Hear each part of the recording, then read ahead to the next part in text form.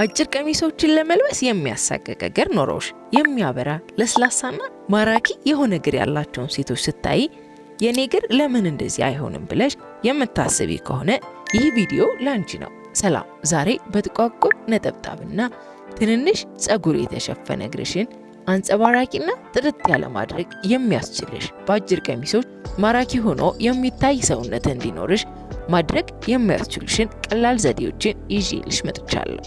ከመጀመራችን በፊት ግን እንደተለመደው በየትኛው ሀገር ሆናችሁ እንደምትከታተሉ እንዲሁም በቀጣይ እንድሰራላችሁ የምትፈልጉትን ኮሜንት አድርጉልኝ። ብዙ ላይክ ያገኘውን ኮሜንት በመምረጥም የቀጣይ ቪዲዮአችን ርዕስ የምናደርገው ይሆናል።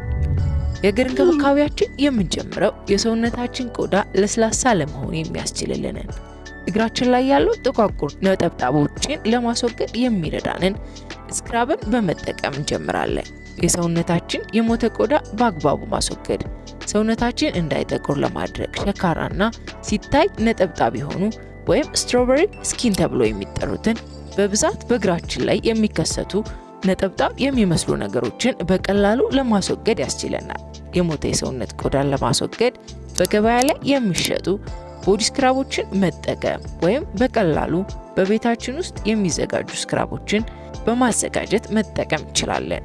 ስክራባችን ለማዘጋጀት 1 ኩባያ የተፈጨ ስኳር፣ 1 ኩባያ የተፈጨ ቡና፣ የኮኮናት ዘይት፣ ማርና ፈሳሽ የገላ መታጠቢያ ወይም ቦዲ ሎሽን በማዋሃድ ማዘጋጀት እንችላለን። ያዘጋጀነውን ስክራብ እግራችንን አዳርሰን ከተቀባን በኋላ ከ10 እስከ 15 ደቂቃ ማሳጅ ማድረግ። ይህም ቆዳችን ላይ ያለ አላስፈላጊ የሆነ የሞተ ቆዳን ለማንሳት ያስችለናል። ከዚህም ጋር ተያይዞ የሚከሰቱ ማለትም በሞተ ቆዳ ምክንያት የሚከሰቱ የሰውነት ላይ የሚፈጠሩት ጥቋቁር ነጠብጣቦች ወይም ስትሮበሪ ስኪን ተብለው የሚጠሩት ነገሮች በቀላሉ ለማስወገድ የምንችልበት አንደኛው መንገድ ነው። ከ15 ደቂቃ በኋላም ለብ ባለ ውሃ ብቻ በመጠቀም እንታጠባለን። ስክራቡ ሙሉ በሙሉ ከቆዳችን ላይ ከታጠበን በኋላ የቆዳችን ቀለም የሚያጠራ ለስላሴ ለመስጠት የሚረዳንን ማስክን በቤታችን እናዘጋጃለን። ነገር ግን ይህም በተመሳሳይ ለሰውነታችን ታስበው የሚዘጋጁ ቦዲ ማስኮችን በመግዛት መጠቀምም እንችላለን። እነዚህን ማስኮች በሁለት አይነት መንገድ የምናዘጋጃቸው ሲሆን እናንተ በቤታችሁ ውስጥ ያላችሁን በመጠቀም ማዘጋጀት ትችላላችሁ። 2 ማንኪያ እርጎ፣ 2 ማንኪያ እርድ፣ 2 ማንኪያ የሬት ጀል፣ 1 ማንኪያ ማርን በአንድ ላይ በማዋሃድ መጠቀም እንችላለን። ይህም ማስክ ቆዳችንን ለማጥራት ብቻ ሳይሆን ሞይስቸራይዝ ለማድረግም ያስችለናል። ነገር ግን ማስካችሁን መጠኑን እንደ ፍላጎታችሁ መጨመርና መቀነስ የሚቻል ሲሆን ይህን ማስክ ተቀብታችሁ ከ15 እስከ 20 ደቂቃ ካቆያችሁ በኋላ ለብ ባለ ውሃ ብቻ በመጠቀም መታጠብ በቂ ነው። ሁለተኛው ማስካችን እንደ አማራጭ ልናዘጋጀው የምንችለው ማስክ ደግሞ 3 ማንኪያ የሩዝ ዱቄት፣ 2 ማንኪያ እርጎ፣ 1 ማንኪያ ማርን በአንድ ላይ በማዋሃድ የምናዘጋጀው ማስክ ነው። እናንተ በቤታችሁ ያለውን ግብዓት በመጠቀም የመረጣችሁትን ማስክ ማዘጋጀት ትችላላችሁ። በተመሳሳይ ማስካችንን ተቀብተን ከ15 እስከ 20 ደቂቃ ካቆየን በኋላ በንጹህ ውሃ ብቻ በመጠቀም መታጠብ ይኖርብናል።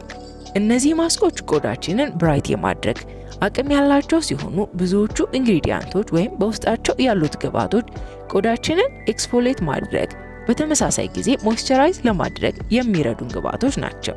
በቀላሉ በቤታችን ልናገኛቸው የምንችላቸው ነገሮችም ስለሆኑ ተመራጭ የሆኑ ማስኮች ናቸው። የመረጣችሁትን ማስክ በቤታችሁ አዘጋጅታችሁ ከተጠቀማችሁ በኋላም ሼቭ ለማድረግ ወይም አላስፈላጊ የሆነ የእግር አካባቢ ጸጉርን ለማስወገድ ዝግጁ ይሆናል። ሼቭ ለማድረግም ሬትን ወይም የሬት ጀልን እንደ ሼቪንግ ክሬም ከተጠቀማችሁ በኋላ ጸጉርን በሚወጣበት ወይም በሚያድግበት አቅጣጫ በመከተል ሼቭ ማድረግ ያስፈልጋል። ምክንያቱም ጸጉር ከሚያድግበት ተቃራኒ በሆነ አቅጣጫ ሼቭ ከተደረገ ኢንግራውን ሄር የሚከሰት ይሆናል። ለዚህም ነው ጸጉራችን የሚያድግበትን አቅጣጫ ተከትለን የሰውነታችን ጸጉር ማስወገድ የሚያስፈልገን። በዚህም መንገድ ኢንግራውን ሄር እንዳይከሰት መከላከል ብቻ ሳይሆን ቆዳችን እንዳይቆጣ ማድረግም እንችላለን። በመቀጠልም ማለስለሻን ወይም ሞይስቸራይዘርን መቀባት ያስፈልጋል። ምክንያቱም ቆዳችን ከሼቭ በኋላ እንዳያሳክከን፣ መጥቆር እንዳይከሰት እንዲሁም ማደብደብ ወይም ደግሞ ነጠብጣቦች ቆዳችን ላይ እንዳይከሰቱ ለማድረግም የሚረዳን መንገድ ነው። ሞይስቸራይዘርን ከተቀባን በኋላም ሁልጊዜም ቦዲ ኦይልን አስከትለን መቀባት ይኖርብናል።